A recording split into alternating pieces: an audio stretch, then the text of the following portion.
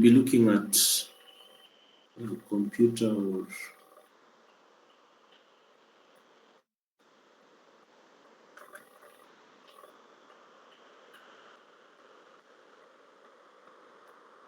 architectures.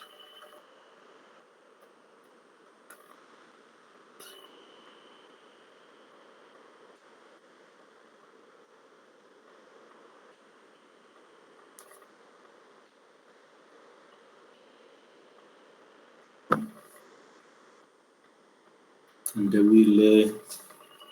we'll try to be fast on this. So the first architecture,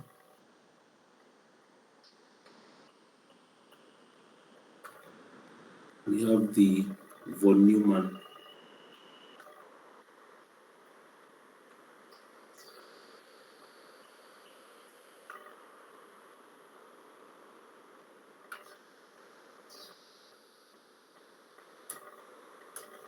We'll just highlight the key points.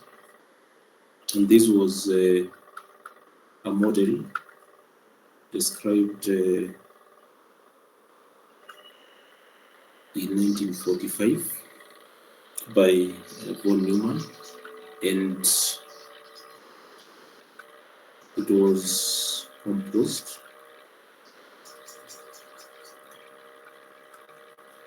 of 5 major units. There was the control unit,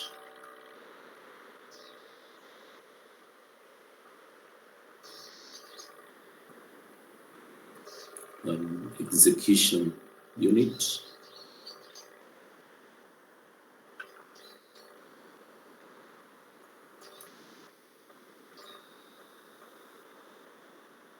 the memory unit, the input unit, and the output unit. So those were the 5 units that were proposed by von Neumann, and indeed they formed the basis of computer architectures, and such a model has been adopted up to today. So we will very quickly look at each of these units, but not in much detail, because this is information that you probably already know, or you can very easily check it up. So, and I hope you'll be able to do so in your free time. So the control unit controls the operations of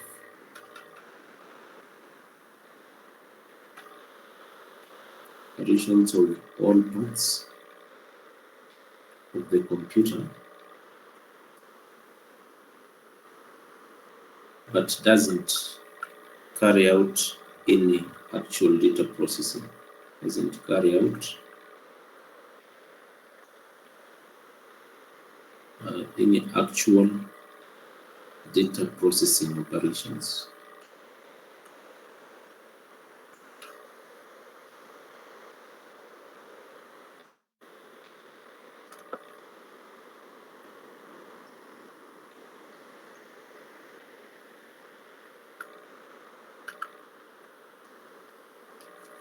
The typical registers within a control unit include, we just list them, and please make sure you have an idea of what these registers do. We have the program counter,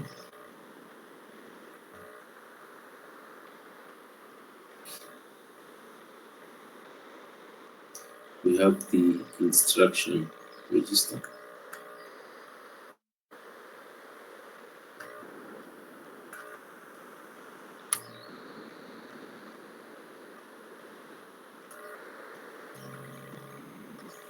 We have the memory address register.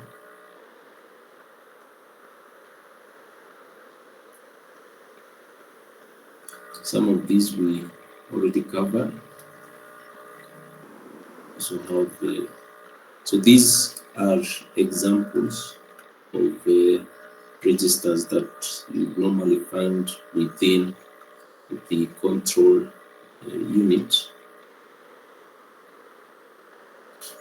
And I'm saying you make sure you can go and check out what these registers do, and you can also check out the functions of the control unit. As I said, this is not difficult information to find, so I hope you'll be able to work on that. The other unit is the execution unit. I want us to finish our sessions today. The other one is the execution unit.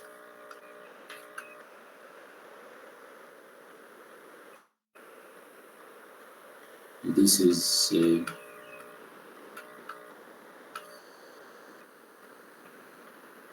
it's the workhorse of the CPU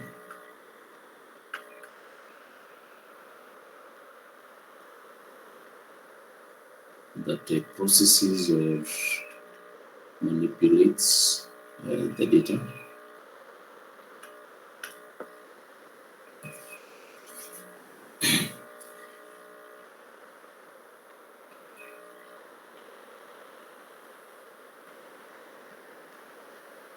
Its core component is the arithmetic and logic unit.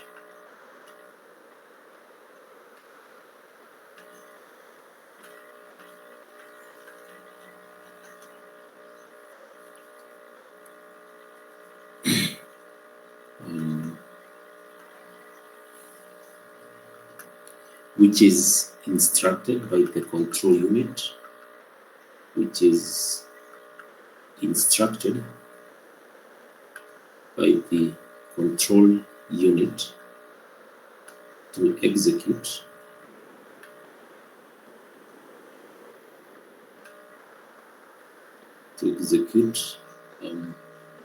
arithmetic operations. And those arithmetic operations examples, we have the multiply, addition, subtraction, and other arithmetic operations. Typical registers. Typical registers within the execution unit. This one will also just list them, but we have covered them anyway in previously. One, we have the accumulator.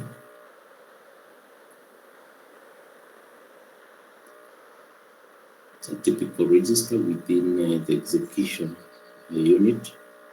We also have the flag or status register.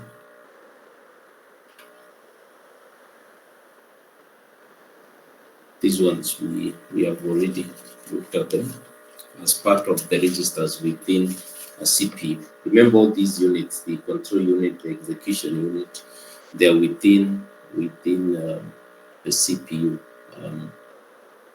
Then we have the other unit that the von Neumann computer model proposed was the memory unit.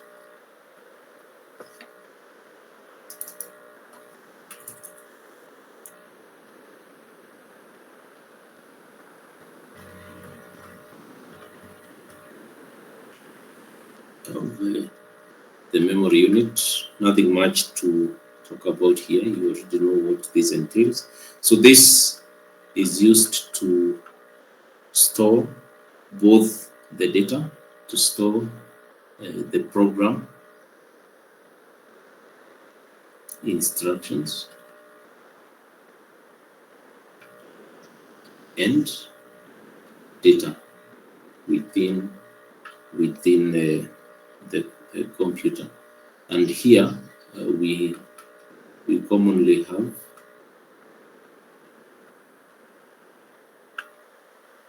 have uh, a RAM.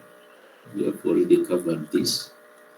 The random access memory, and this one is for storing. It stores the data,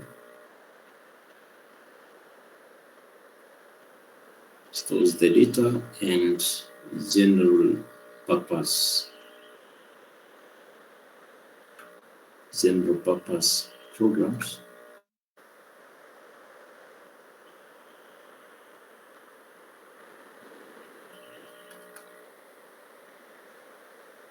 That the machine executes. And the other common memory within a computer is the read-only memory, and this is it's permanent or non-volatile and is used to store the initial boot up instructions of the machine.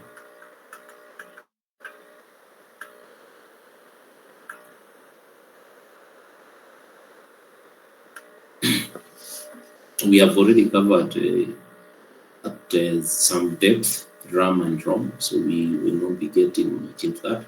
The other unit is so we have the input unit and the output unit. We can combine them on the top of the input output unit.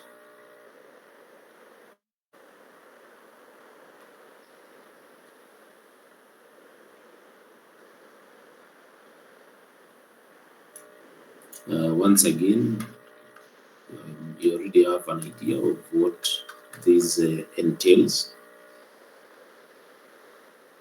And we know that the computer is connected to the various devices, transferring data to and from the main memory, and there are many peripheral devices that can be hooked up to the CPU, from keyboard, mouse, graphics, that is the screens, USB ports, even the hard drive itself, or the SSD, the Wi-Fi chips, Ethernet chips, and so forth. So all this will be hooked up to the CPU through the input and output units. And for this, we have the input-output controllers.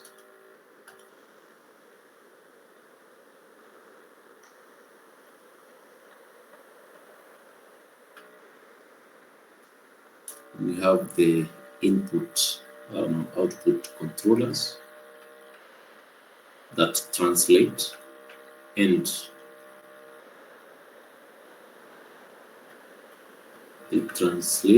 synchronize peripheral devices.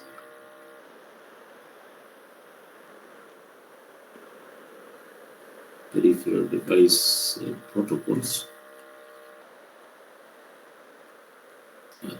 These are the communication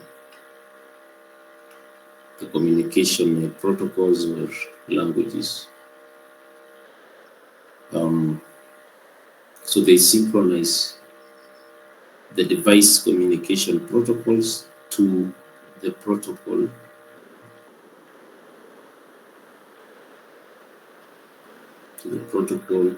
of the system bus.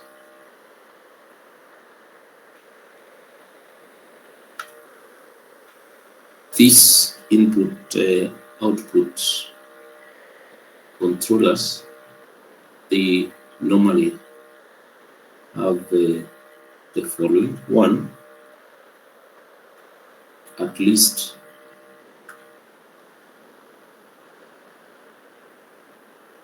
one data buffer referred to as the input output port.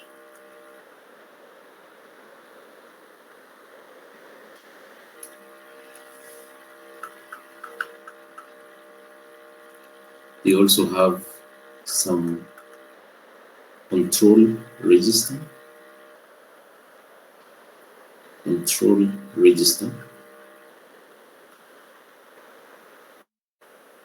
that allows some software configuration.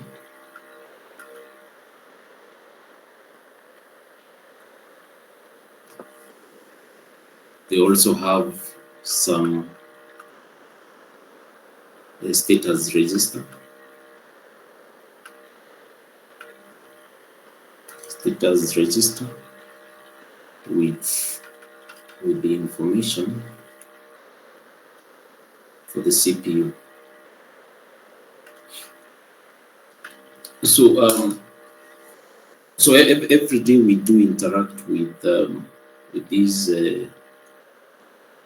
input-output controllers through the various peripheral devices that we hook up our computers to, from USBs, flash storage, to keyboards, whether it's wireless or wired, and so many other peripherals. But of course, things just connect in quotes automatically, so you never really have to worry or to know about the control registers, status registers, and so forth. But of course, for those who who may have done some programming in probably in embedded systems, then and probably at the bare metal level, then you have an idea of what we are talking about here: the control registers and status register. Let's say, for example, you are connecting some I2C or UART device. You will have to go through this, some setting up or picking out some control, programming that particular port, of course, through software configuration and so forth. And also for Linux, those who may also have ventured into that, we have these, this device, I'm forgetting the name, but essentially kind of writing drivers for various peripherals, because every time you plug in, let's say, a USB or something, what allows the communication to happen is because there is a program, or in other words, a driver written for that particular peripheral, and therefore communication seems to happen automatically. But it's because underlying there is a device driver for that. So the same case, if now you are developing your own Linux system, and you are probably you have some custom peripheral device, you write a driver for that, and once you plug it in, the driver takes over, and things kind of seem automatic. But underlying all that is what we are putting down here in terms of the input-output controllers, and this aspect of control register, status register, and so forth. Moving on from from the CPU,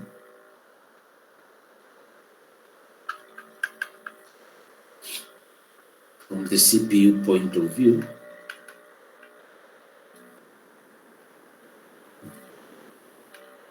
the input-output addressing follows one of two principles.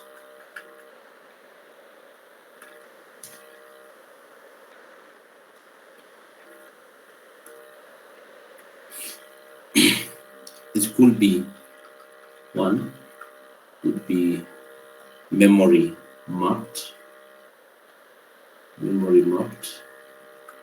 input-output.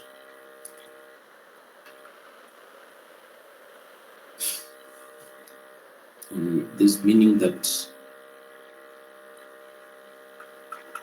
to access the input-output ports and the input-output control and status registers,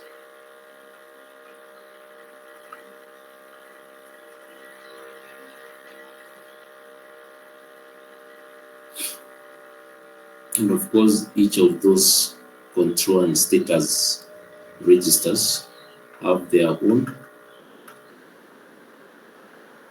each with its own address. So they are memory mapped, and therefore you are able to access those the ports, the control and the status registers with the same functions as the memory.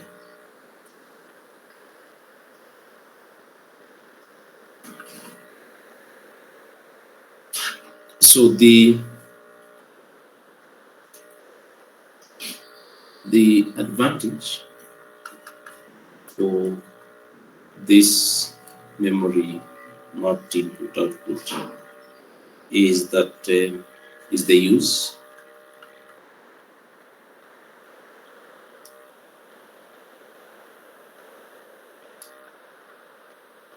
sorry, this is the advantage here is that the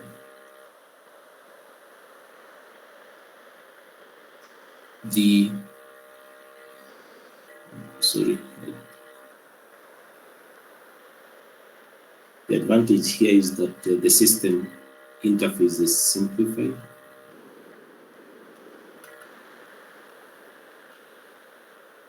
The system interface is simplified in that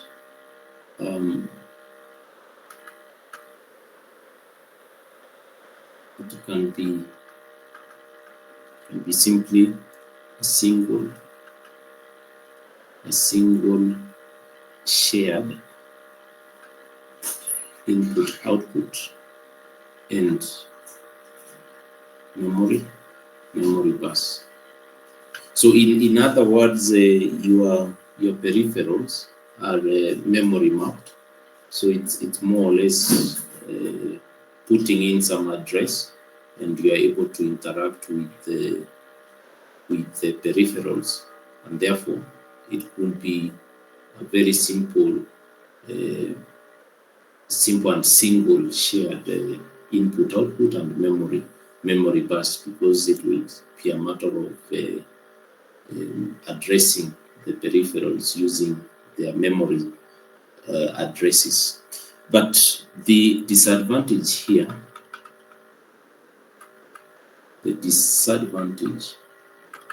is that the use of memory addresses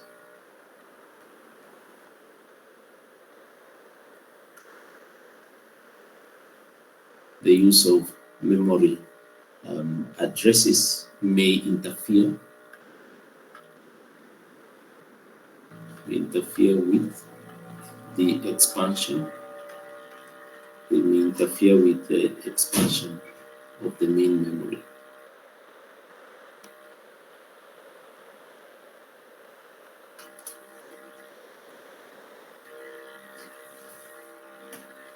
So the memory mapped input output was utilized in much older systems,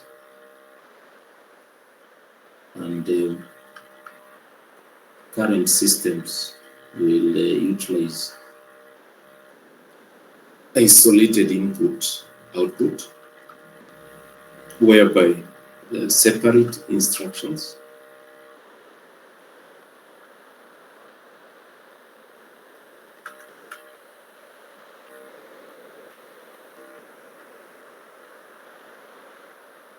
for accessing an input output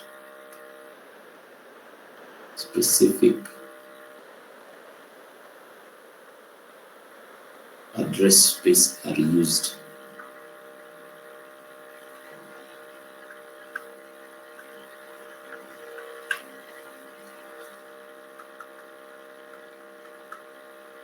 And the advantage here is that these functions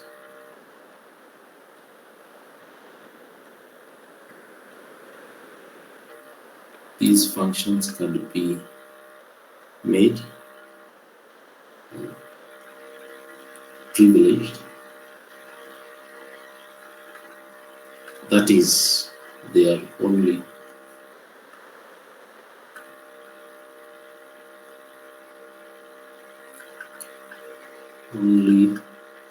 available in certain modes of operation.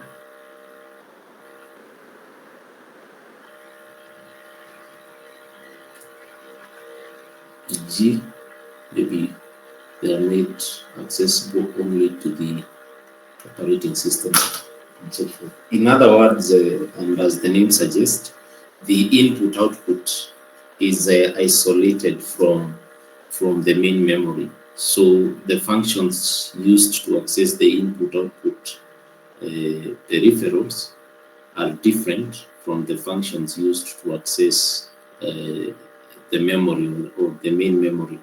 And that means there is a greater control on how accessing the input-output peripherals is done. And tied to that, of course, we are accessing the input-output peripherals because either we want to read some data or to get some input from them, or we want to push some data to these peripherals. So there is movement of data involved, and in that movement of data, there are various modes of transferring the data, that is between the CPU and the input-output devices. One mode is we have the programmed, or the pooled mode of transfer, programmed or the pooled mode of transfer. And in this case, the processor is in full control of all aspects of the transfer.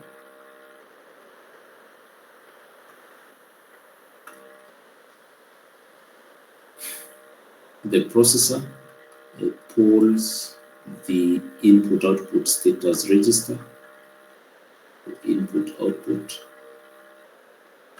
status register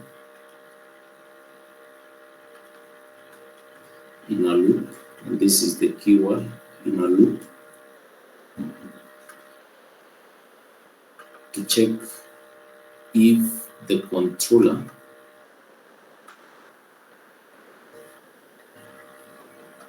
if the controller has any data to be collected,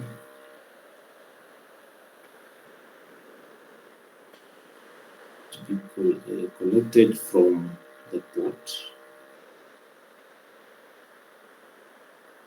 or if it is ready to receive data,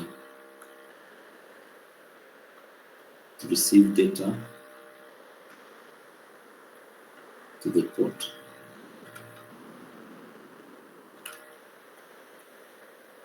So this is, for example, you are developing a system, an embedded system, and I'm using embedded system because it allows closer control of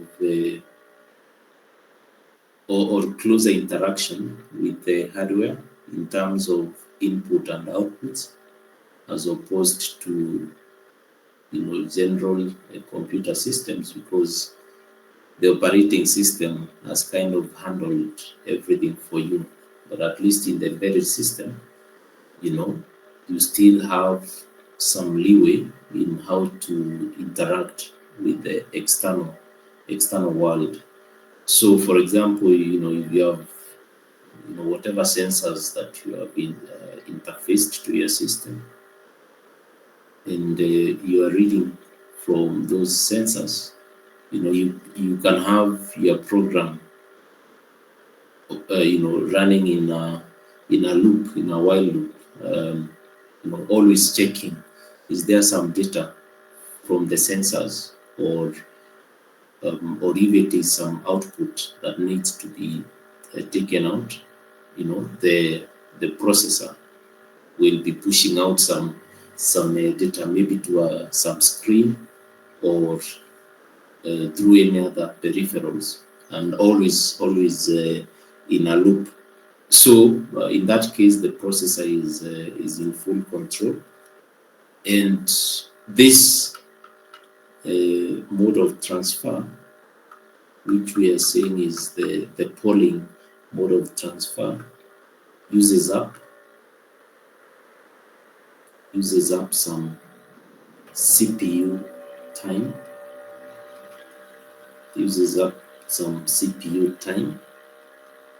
and prevents the CPU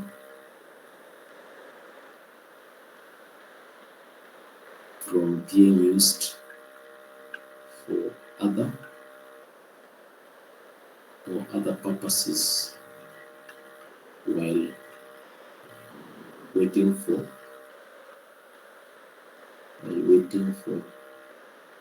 the input-output device or data to be ready, and so forth. And even if it doesn't prevent it from being used for other purposes, it kind of wastes those CPU clocks, because if the sensor has no data, the CPU is still checking whether there is data to be collected from the sensor. So of course, it would be better if the sensor, when it's ready, can notify the CPU that there is some data that is now available, so that the CPU doesn't keep checking. And of course, that is what interrupts are used for. And that is the other mode of transfer. So number 2, we have the interrupt-driven mode of transfer. This is self-explanatory, that the input-output controller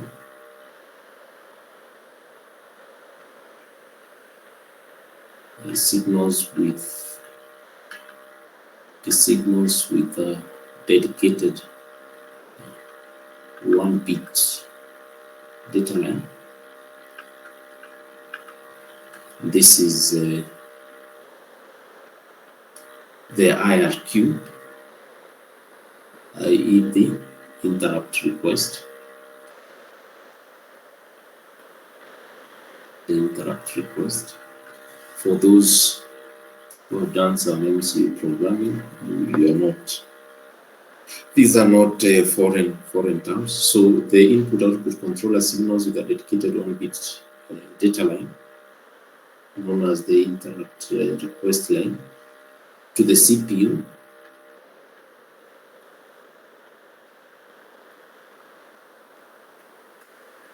The CPU that it needs servicing. It needs servicing.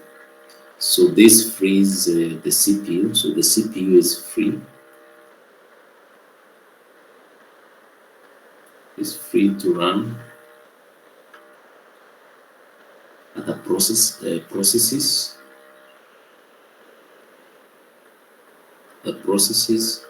while waiting for the input output.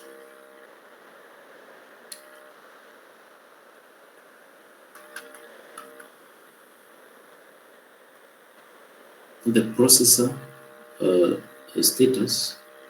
So once the interrupt is received, the processor status is saved.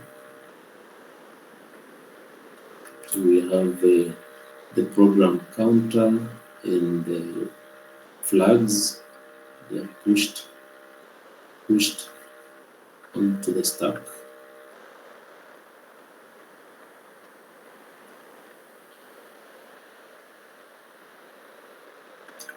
And the PC, that is the program counter, is loaded with loaded with the starting address of interrupt handler. And the interrupt handler is essentially the program that should be run, or the command, or the commands or the instructions that should be run once an interrupt is received. So the CPU will stop what it's doing and go and handle the interrupt through the interrupt handler. And when that is done, it will come back to where it had left. And because its previous status has been saved onto the stack, it's able to retrieve its previous status and continue with whatever processes that it was undertaking. So the other mode of transfer is the direct memory access. The direct memory access, the DMA. So in the above two scenarios, the CPU is involved, whether in the polled or in the interrupt driven. The CPU is involved in data transfer from the external world or from the input outputs to either the memory or the CPU registers. So the CPU is really involved in that data transfer. But then we can have a scenario where there is direct memory access. That is, there is the input-output peripherals,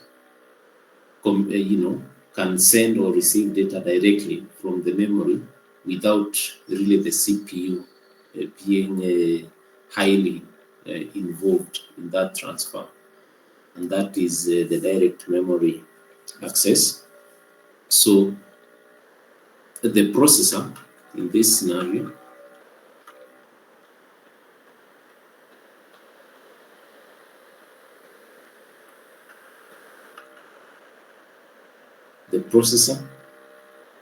is not involved, but the transfer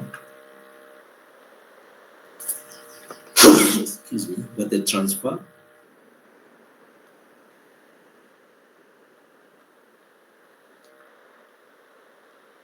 is negotiated directly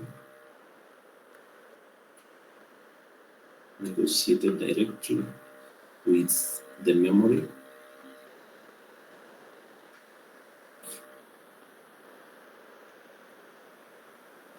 avoiding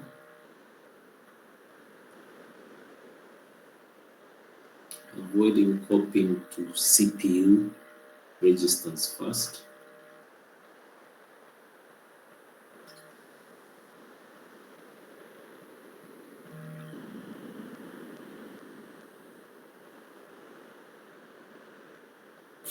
And the subroutine call to the interrupt handler.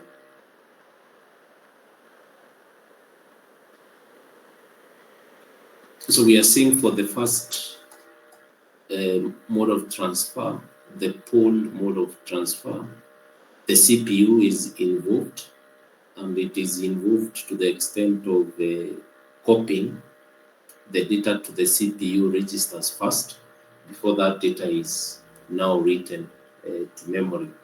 While in the interrupt-driven mode, the CPU is involved to the extent of having to call the interrupt handler, that is the subroutine call to the interrupt handler. And maybe that interrupt handler can now transfer data from the input-output to memory, or vice versa. So in this case, we are seeing for DMA, the transfer is negotiated directly with the memory. So the DMA is used for maximum speed.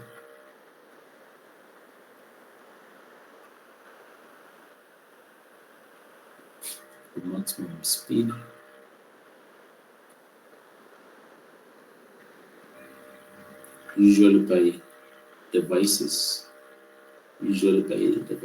that write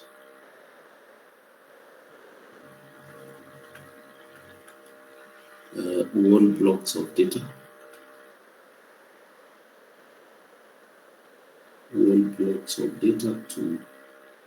to memory. For example, disk controllers.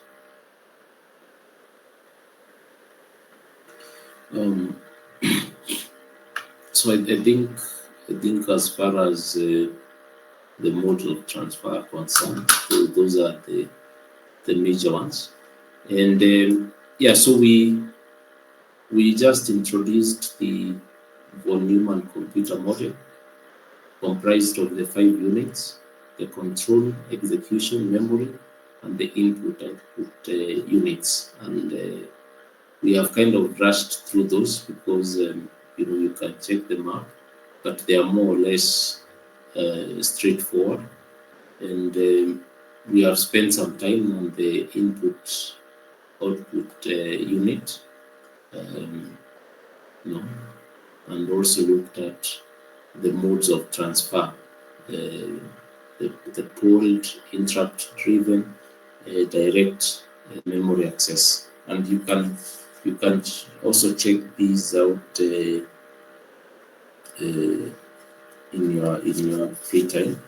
So we will take a 5 minutes break, and then we pick up from there, and hopefully in the next 1 hour we wind up.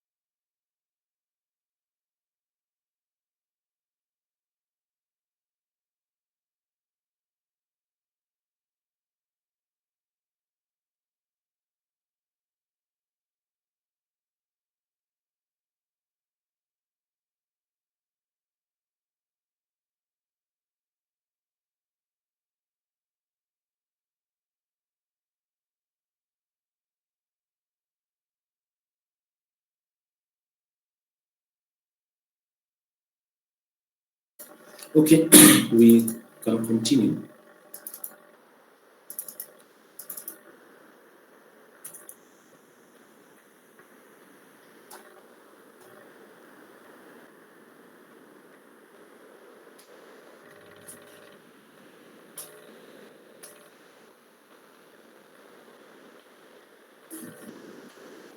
So whereas the von Neumann model was proposed in the in the 1940s, the term von Neumann architecture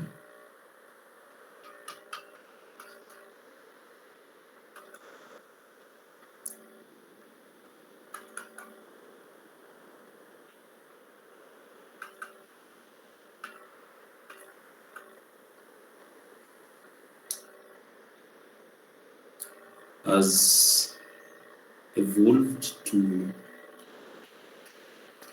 mean it has evolved to mean any story,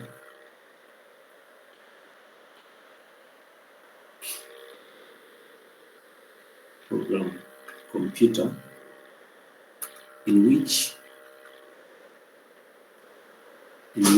an instruction fetch and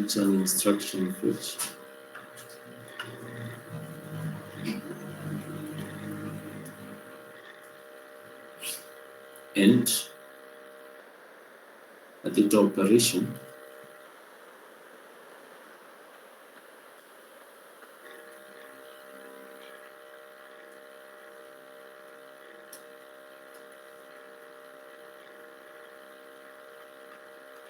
cannot occur at the same time.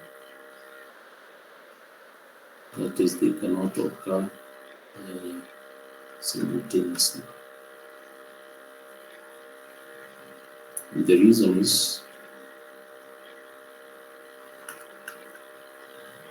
because they share a common memory.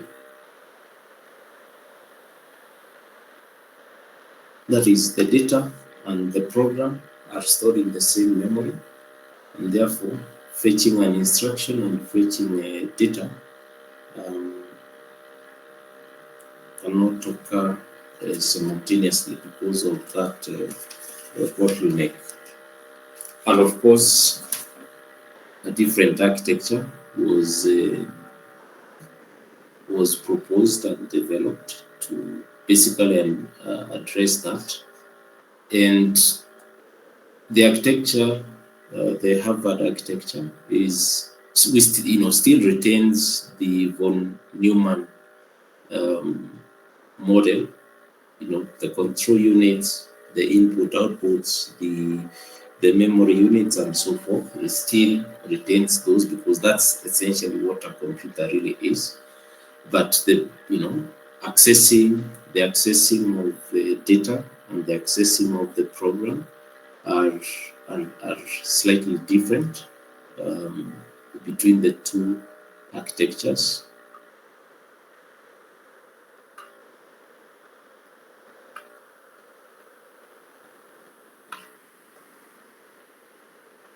You can note that this was developed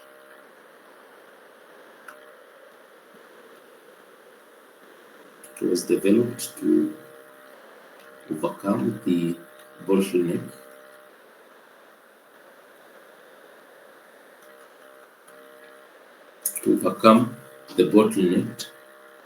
of von Neumann architecture.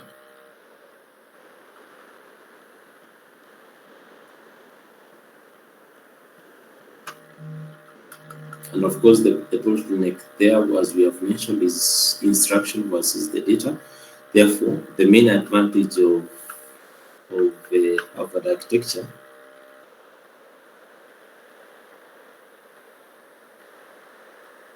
is having separate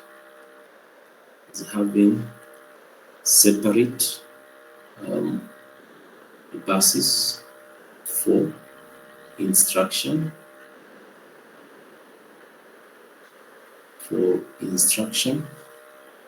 and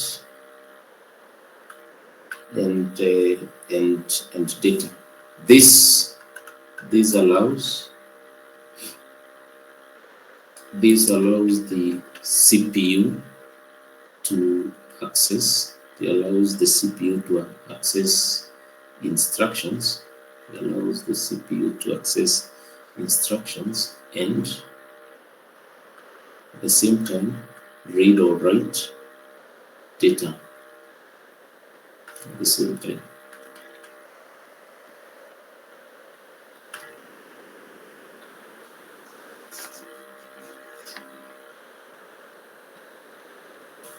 So its main features. The main features of the Harvard architecture is of course it has separate memory spaces.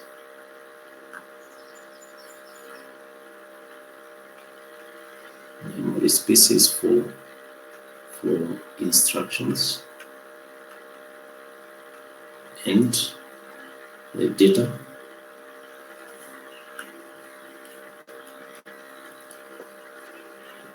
It has a fixed instruction length, that is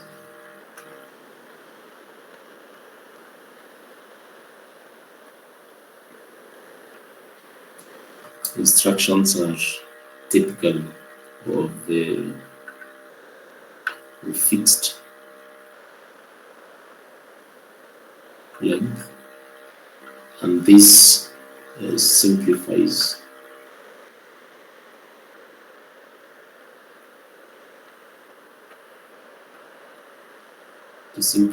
the fetch process.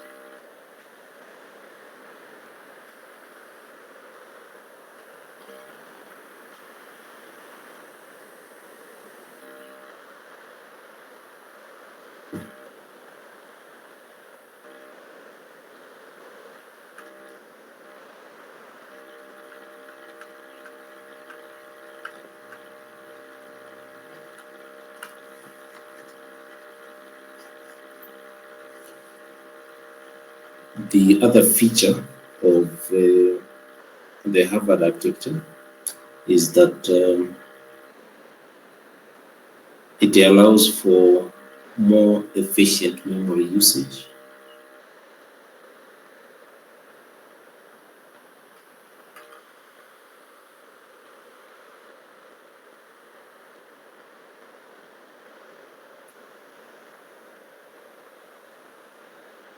This is in the sense that the data and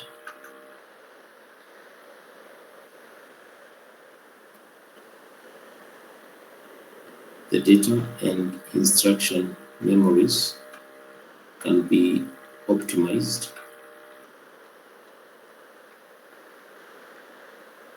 They can be optimized independently for better performance.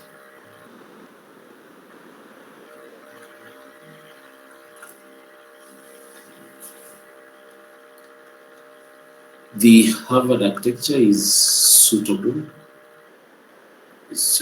for embedded systems.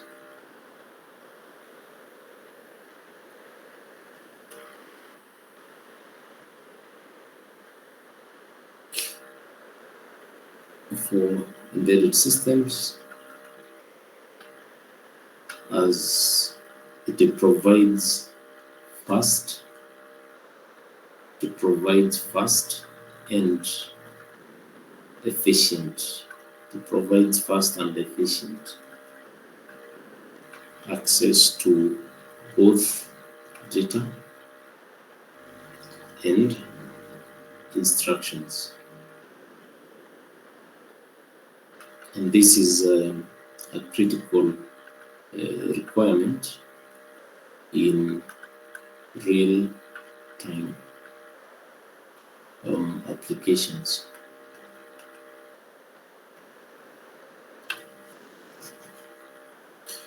So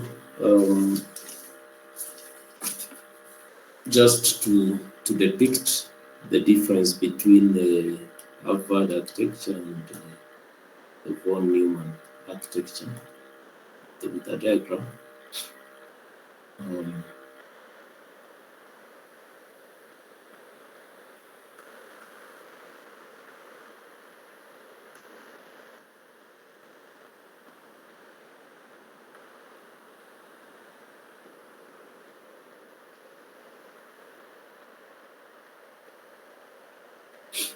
So we have the memory here, single memory, and we have the CPU.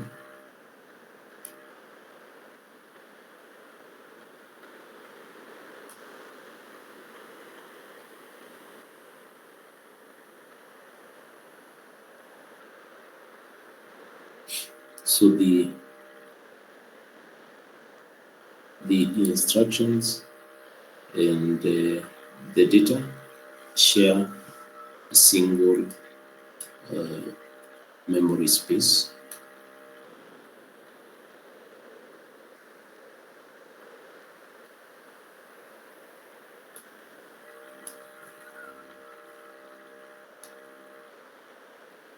Whereas in the Harvard architecture, we have separate memory spaces. We have separate memory spaces for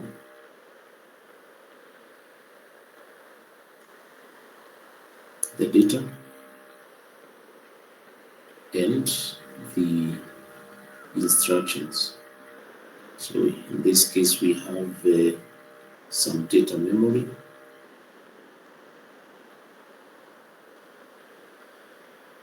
We have the program memory.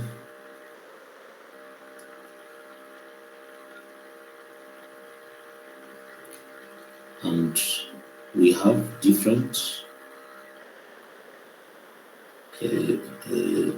buses for the two memories.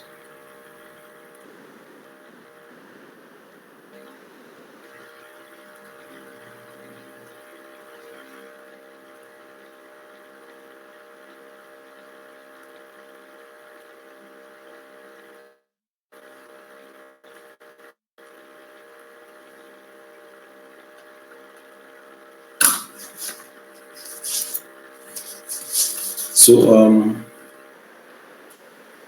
I think as far as that is concerned,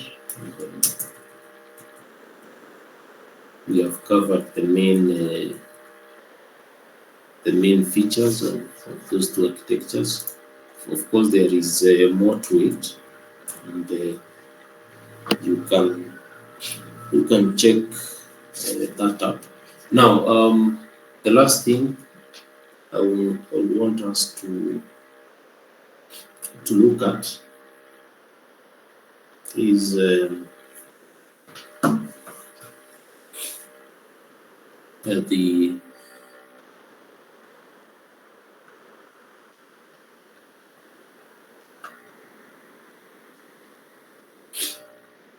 of course, we cannot cover much here, but just to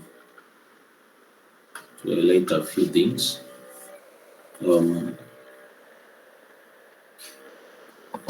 I don't know,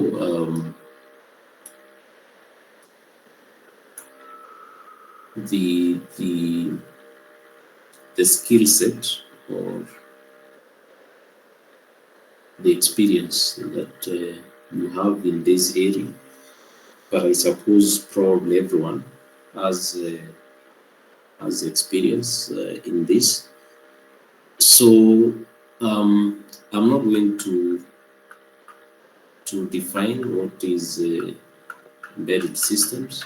You can you can do that. You can check, or you already know what that is. The major applications of the embedded systems, very many, very many. We can just mention a few. Consumer electronics,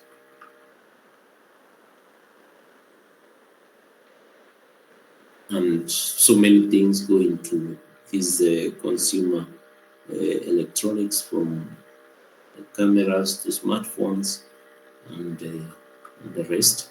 We have household appliances.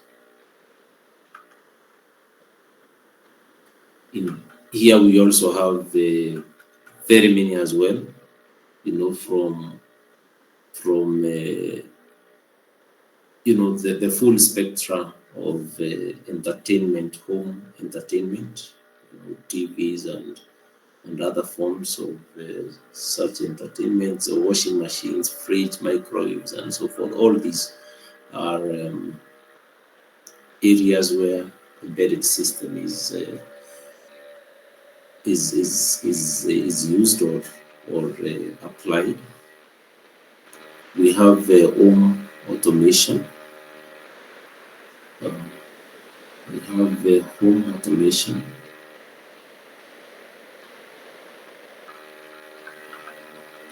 Home automation and security systems.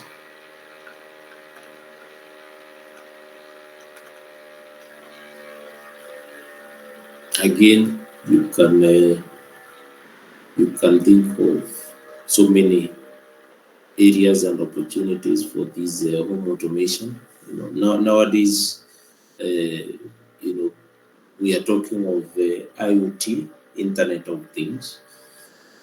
But mostly the underlying engine to the IoT is essentially embedded systems, because IoT is embedded systems, and adding some form of communication, will be wireless communication or wired communication, and then there you have it. You have the Internet of Things. Just bringing in some form of internet to the embedded systems. But that doesn't mean that before the IoT that embedded systems are not connected to the internet. It depends with whatever application that they are being used in. So, but I think the IoT is a trendy name as opposed to embedded system. But in my case, I would use them interchangeably. Well, not really interchangeably, but I think the heavy lifter is the embedded systems. So there are many application areas. I'm not going from including banking and retail. We have these ATMs, the point of sales, all those. So it's a really wide area, as you can see, and the elements. Well, I think my computer is now misbehaving. So elements.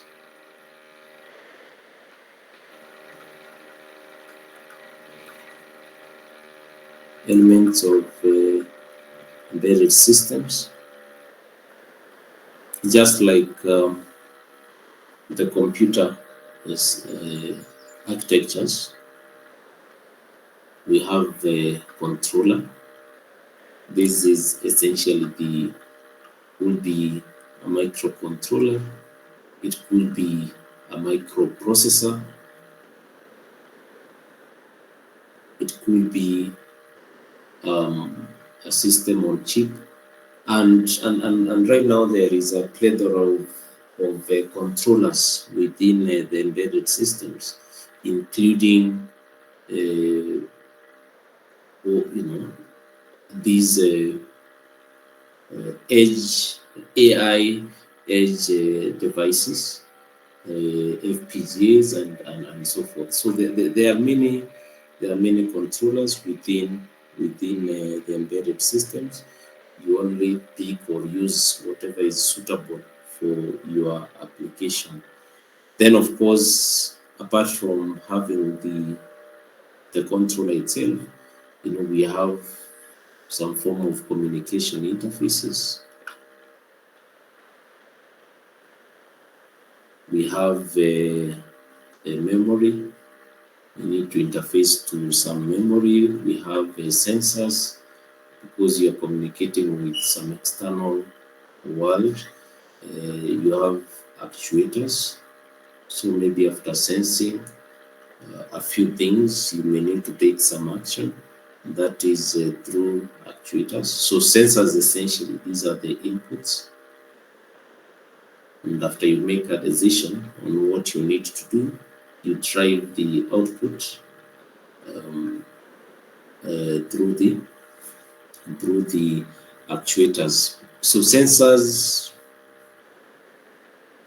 in their hundreds, if not thousands, depending on the whatever it is you may want to sense, from humidity, soil moisture, ultrasonic, smoke, temperature, name them. All those types of sensors. Actuators, that is essentially output devices. So it depends. Are you outputting some form of sound? Then a speaker in that case is an actuator. Do you want to print out something? Maybe in ATM, you want to print out a receipt. Then a printer is the actuator in that particular scenario. Are you doing some form of movement? Then you may need to incorporate some motors in your embedded system, and in that case, the motors are the actuator. So depending on the function and the application area, you can have a wide array of sensors and actuators. So as I said, we can't really cover much here. So it's just skimming through a few things. So the communication interfaces within the embedded systems. Unfortunately, I'm experiencing some trouble.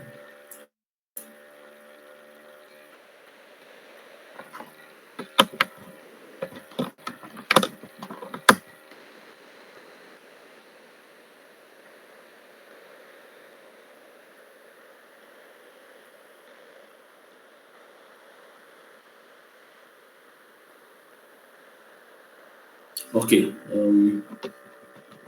let's see what I can do.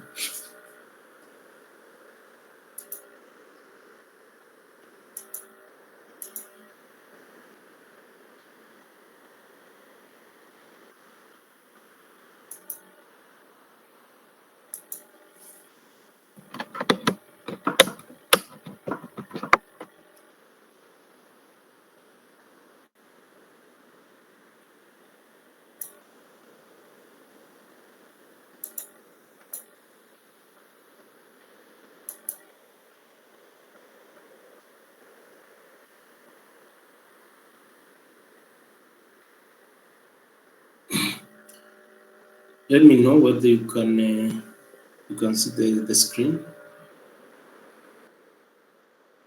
Okay.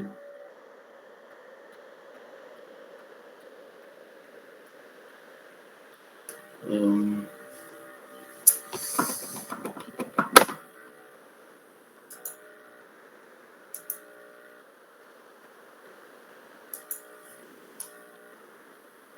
okay. Some communication interfaces, and these can be at the board level. Remember, for the embedded system, there is just a second.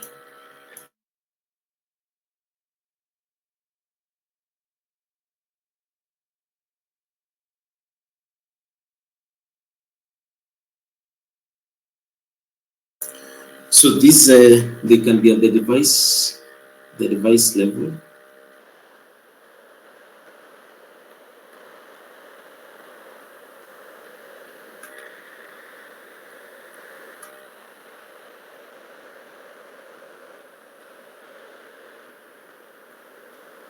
It can be at the device level, and here we are talking, for example, serial interfaces.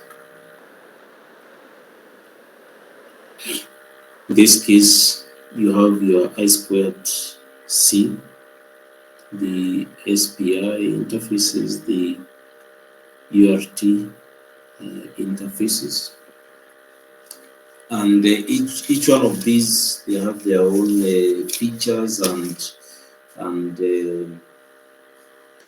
application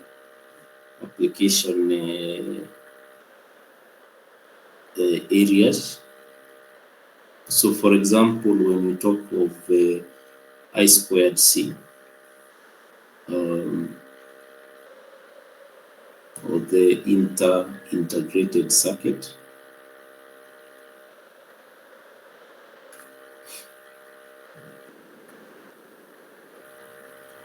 you have your MCU, your MCU, and the I2C interface, and this is just 2 lines, or two communication lines.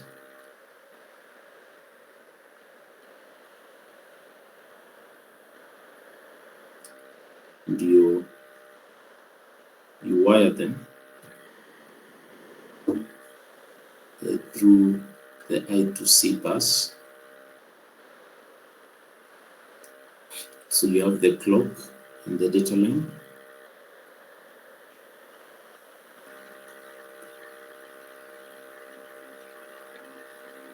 And now from the I2C bus, you need some pull-up resistors.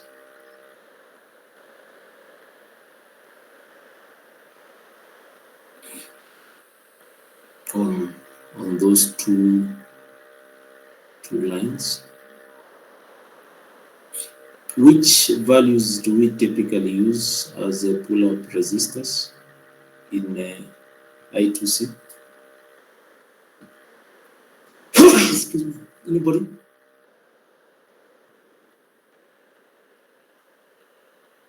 Anybody? You can hear me? What values of resistors do we use typically?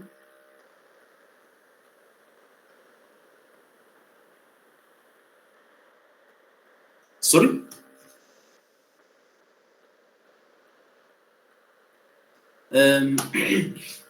Okay, I don't think there is a wrong answer there, at least in the range of some kilo ohms. But from my experience, typically it's you can find 2 point something kilo ohms, but more often than not, a 4.7 kilo ohm resistor is is normally used or recommended. And then now you can hook up as many slave devices as you require. I think you can check that up, how the maximum number of devices that you can hook up to the I2C bus, maybe 128, depending on the address, the number of devices that you can you can address. Maybe 8-bit address. That means you can hook up 128 the devices. So you can see even before we say much on this, you can already see with this communication interface, regard the number of wires or the number of connections to this MCU still remains just two communication lines, regardless of the number of devices you are actually connecting to it. So, so that allows you to connect very many devices, or they could be sensors, they could be actuators, without exhausting the pins of the MCU. So we can make a few notes on this. So the I2C, we have the two lines, the clock, SEL. This is the serial clock. We have the SDA. This is the serial data line, and the devices connected to the I2C bus can act as either master or slave. So you can configure which is the master, which is the slave. You can also note that I2C supports multi-master. It supports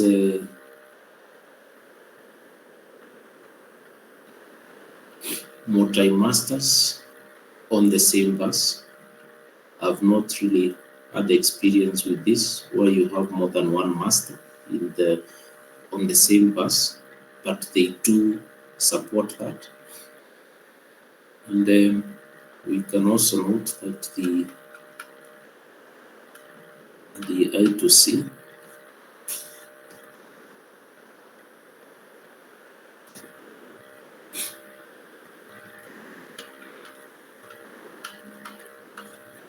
this is the inter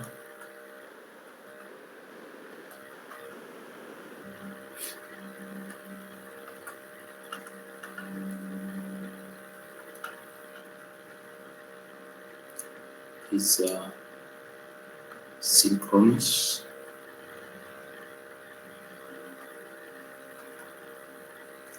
Is synchronous bi-directional half duplex.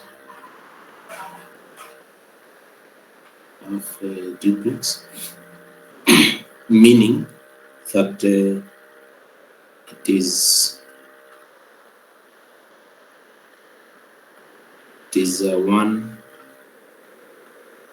directional communication at each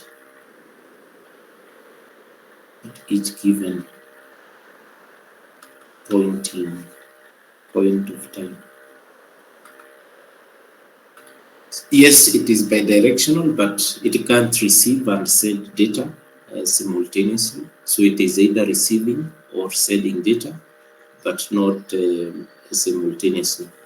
So that is an example of a serial interface, the inter-integrated circuit. Then we have the other one, the SPI.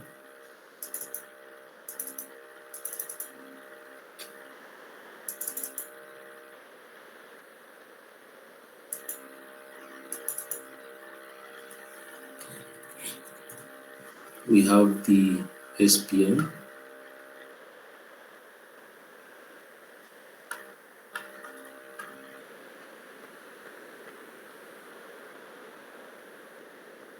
And we are being very, very brief and just an overview. So this could be SPI master, for example. It could be a microcontroller. Then we have a few lines or pins for the SPI interface.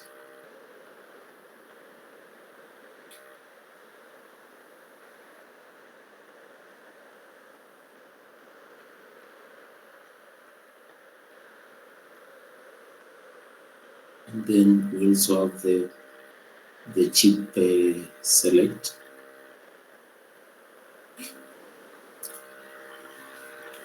So once again, we have the SPI bus.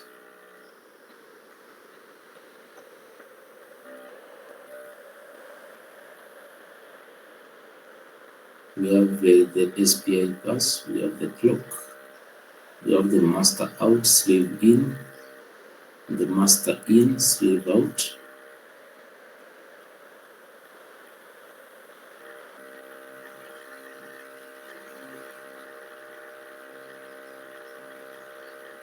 Then we have various devices, SPI devices or slaves that we want to connect to the MCU through the SPI bus. So this is a slave, and similarly, we have the SPI bus pins.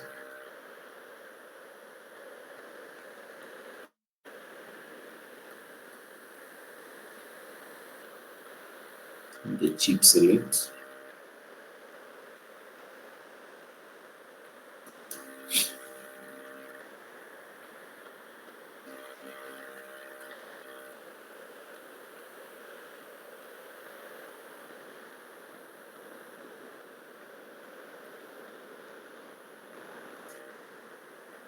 Okay. So for the clock, it will be wired as such. And then we have the MOSI, that is master output slave in, and the MISO master in slave out. So how do we connect the MOSI pins of the master and the slave? Yes.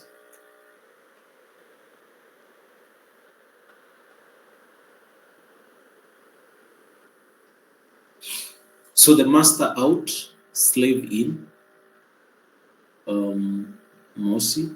So it will be MOSI to MOSI, master out.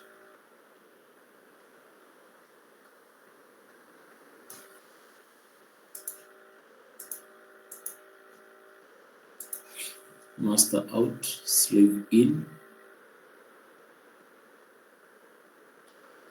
And similarly with the master in, slave out, connect them as such.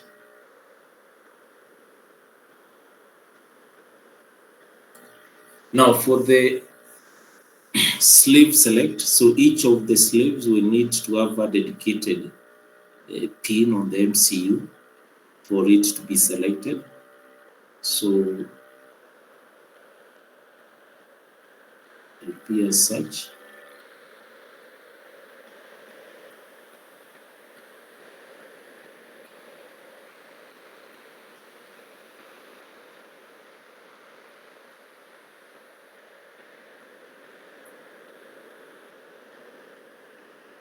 Okay, so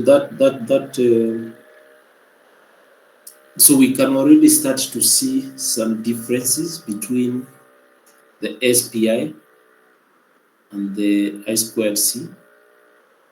We have seen the I squared C, we just need 2 pins or 2 lines, regardless of the number of slaves or the number of devices we are connecting. But in the SPI, we already see that at the very minimum, we need 4 lines, the clock, the MOSI and MISO, and the chip select. And as the number of devices increase, on the CPU side, we need an additional pin to be able to select that particular device. So as the number of devices increase, then we consume more pins on the MCU side. So we can note that. So the SPI This is the serial. This is the serial peripheral interface.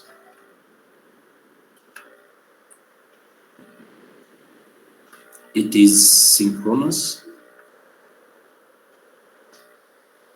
It is synchronous bidirectional. A full duplex, a 4-wire bus.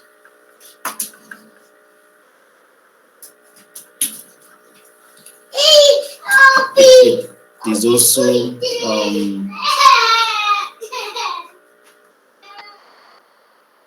a single master, a multi-slave. So we can't have multiple masters in the SPI bus. So anyway, those are just examples of the various communication interfaces, and as we can see, we have said we can have at the board level, but you can also have the communication interfaces. You can have the communication interfaces at the product level. That is, now you are communicating with some external devices. So here we have data transfer.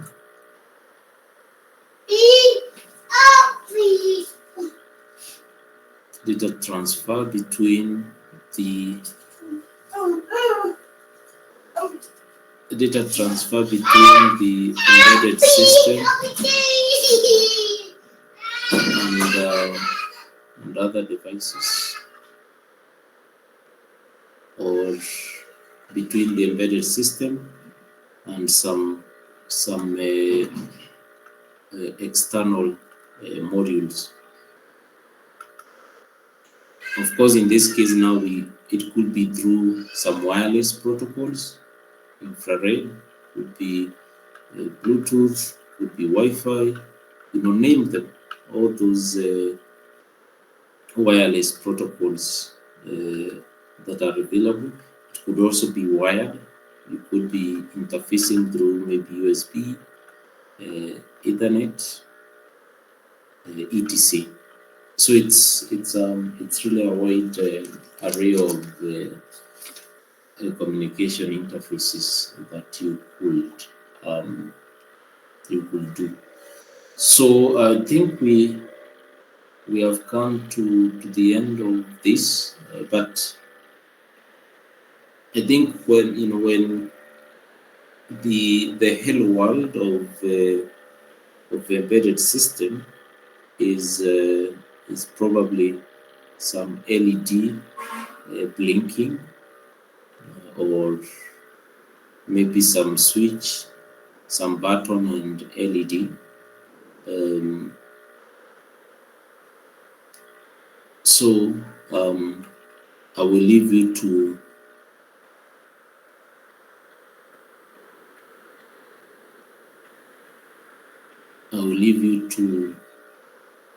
look at that.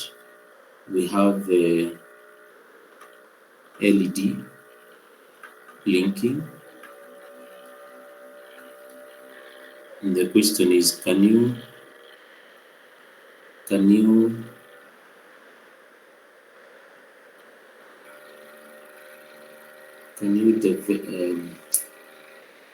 not really develop, or can you be able to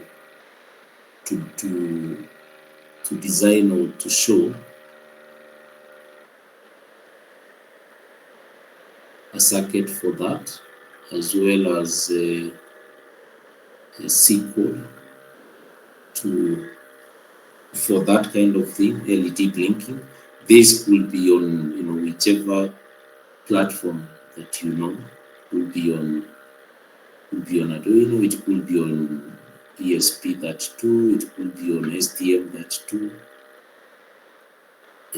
Whichever platform you'll be comfortable with. Some LED blinking. So when we talk of a circuit, the key thing there is really the LED and the MCU. How do you connect them, and that kind of thing.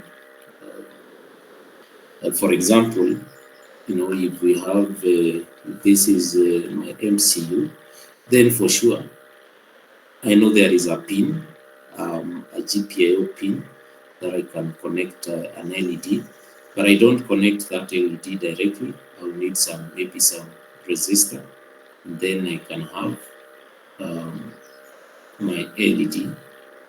So this is my LED, and then maybe that one is I can ground that. Yeah. Of course, there are other things for the MCU, power and so forth. But the key thing here for LED blinking is the MCU and some LED connected to it through a resistor. So as far as the circuit is concerned, if you ask to show, that is sufficient. And then some code snippet of whichever platform you are comfortable with, showing how you can drive this LED, maybe some C code with some delays and so forth. The other one is, can you incorporate a push button switch to control LED blinking? Can you incorporate that? So this means, if you press in or you press the push button, LED comes on or off. Can you show a circuit for that? Can you also show a C code for that, incorporating a switch and LED, either on Arduino, on ESP32, STM32, whichever platform you may be comfortable with. So I think with that we can stop there, and I'll be sharing these notes shortly. So unless there is any question, because that's the end of our sessions. Of course, there is so much we could have covered in all the areas that we looked at, but I think we were able to deal with some basics, and that can set you on a path to investigate more if you are interested in any of the areas we may have covered. Starting with the memories to FPGAs to computer, maybe programming or embedded systems. All those, it can set you on a path to investigate those areas further. So that is it from me. I would invite any question, because otherwise we'll meet in the exam. I think it's on 20th of May. I think that is when we have 502.